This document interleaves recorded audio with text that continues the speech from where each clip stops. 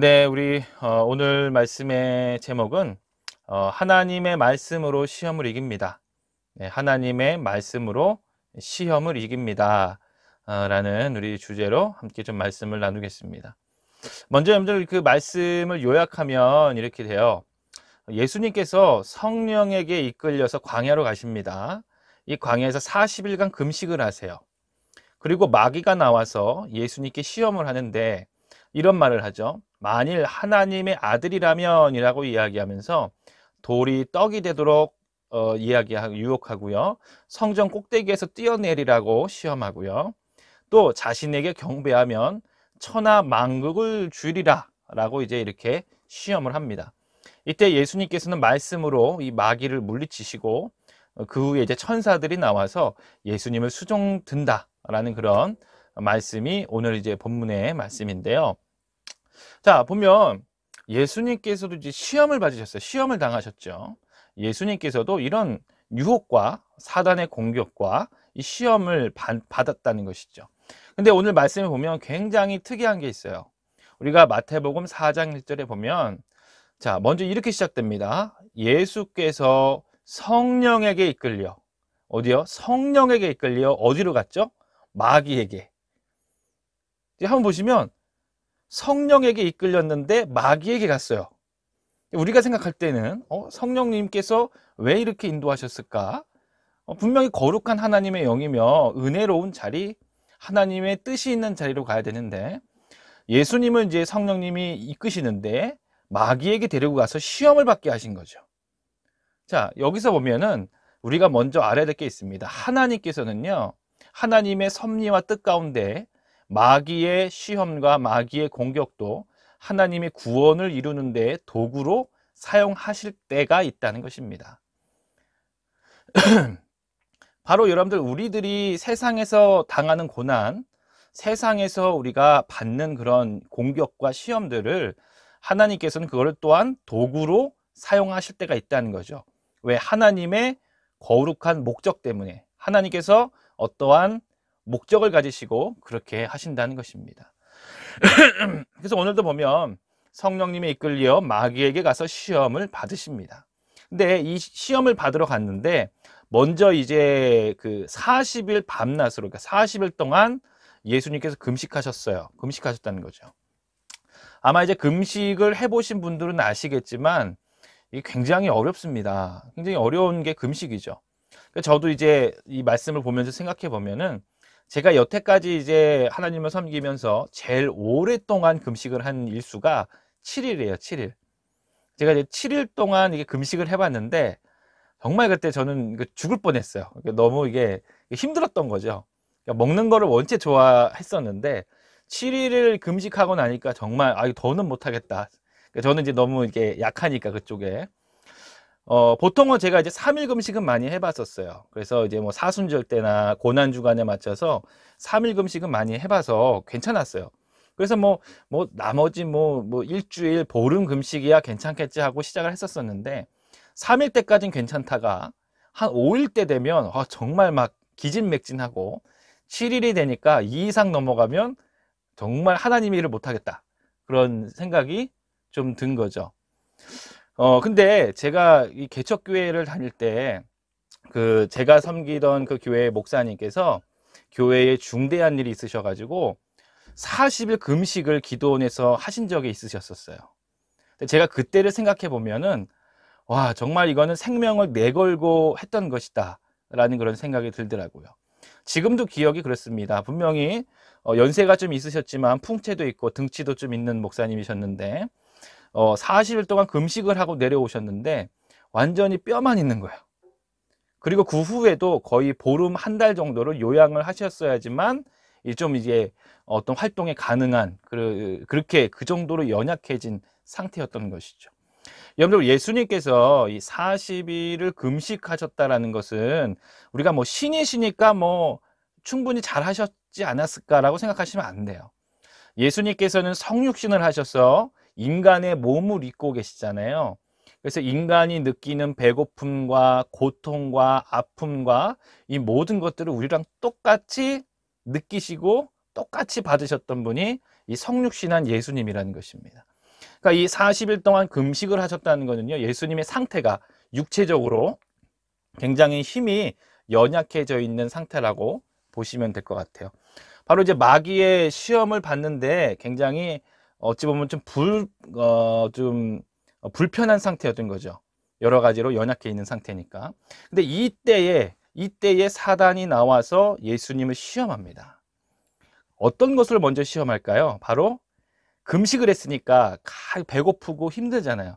가장 우리 인간의 기본적인 욕구죠. 기본적인 욕구. 식욕입니다. 배고픔. 그래서 돌들로 떡덩이가 되게 하라라고 명령합니다. 그런데 여러분, 이 사단의 그 시험이 얼마나 교묘하고 교활하냐면 아주 세심한 것까지 건드려요. 그 앞에 말씀에 보면 이 말씀을 반복해서 그 다음에도 하거든요. 네가 만일 하나님의 아들이거든. 여러분들, 예수님은 하나님의 아들이십니다. 분명하잖아요. 또 우리의 구원자이십니다. 그건 확실한 건데, 이 사단은 비꼬면서 자존심을 건드리는 거예요. 자존심을. 네가 만일 하나님의 아들이거든.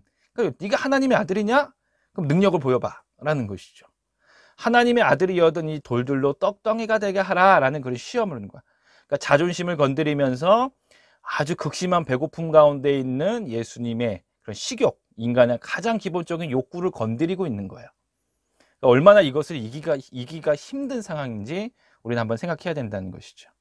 근데 예수님께서 이에 사단에게 대응하시죠. 어떤 것으로 대응하십니까?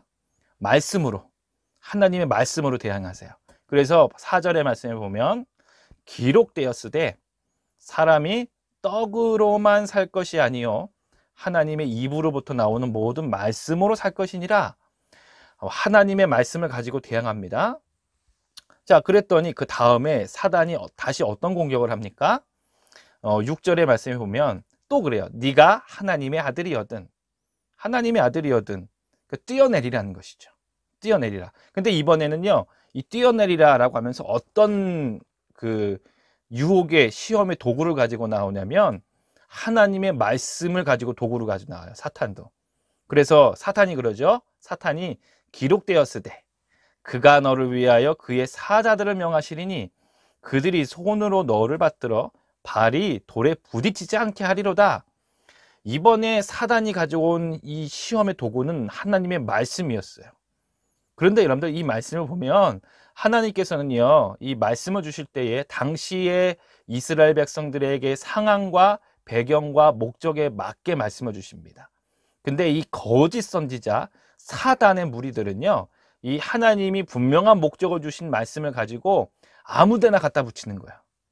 지금 이것도 하나님의 말씀을 가지고는 왔지만 예수님께 할 말씀이 아니라는 것이죠. 여러분들, 우리가 주위에 있는 이단들을 보십시오. 뭐 구원파, 신천지, 뭐 안식일교회, 뭐 이런 데 보면 다 공통적인 게 그거예요.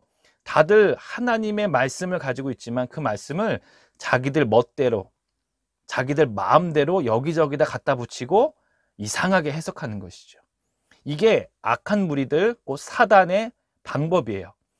이 손에는 하나님의 말씀을 들고 있다고 말하지만 이것을 거짓으로 바꿔버리고 왜곡해버리는 거죠.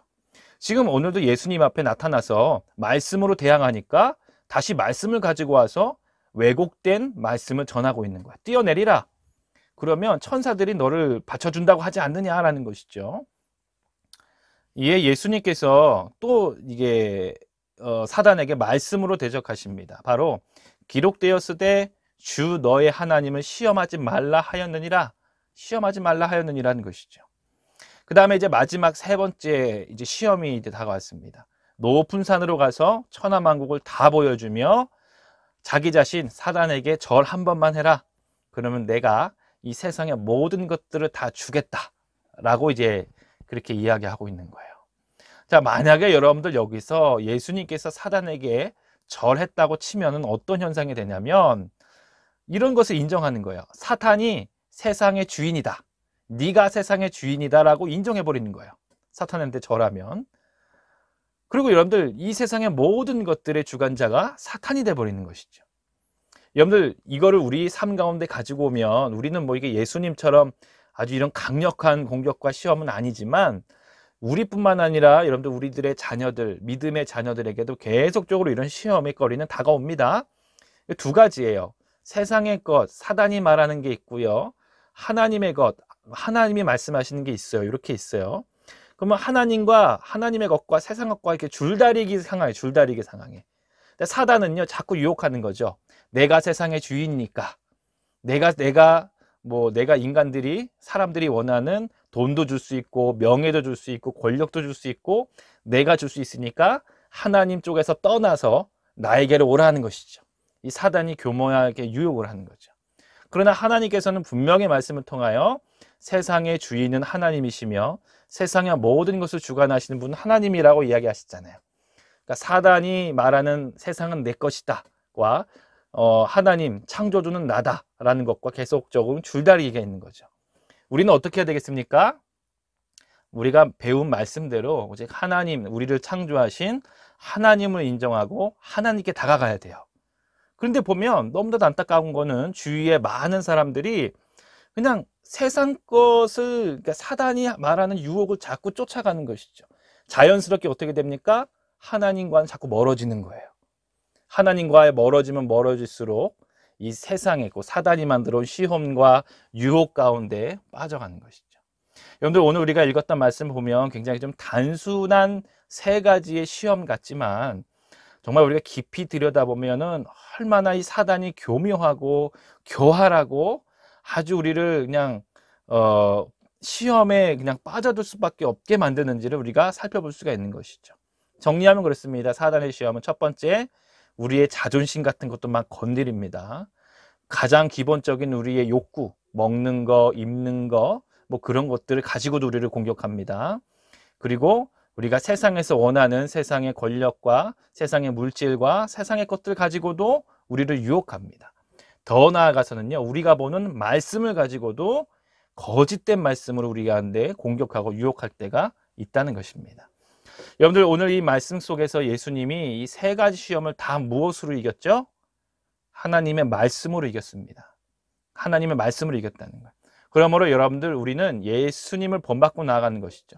성령님께서 하나님께서 왜 사단에게 시험을 받게 하시는 이 사건을 우리에게 주셨느냐라는 것입니다. 그것은 우리에게 사단의 공격과 시험 가운데 어떻게 이겨내며 우리를 구원하신 주님께서 어떻게 이 시험을 성공해내는지 우리에게 본을 보이신 것이죠.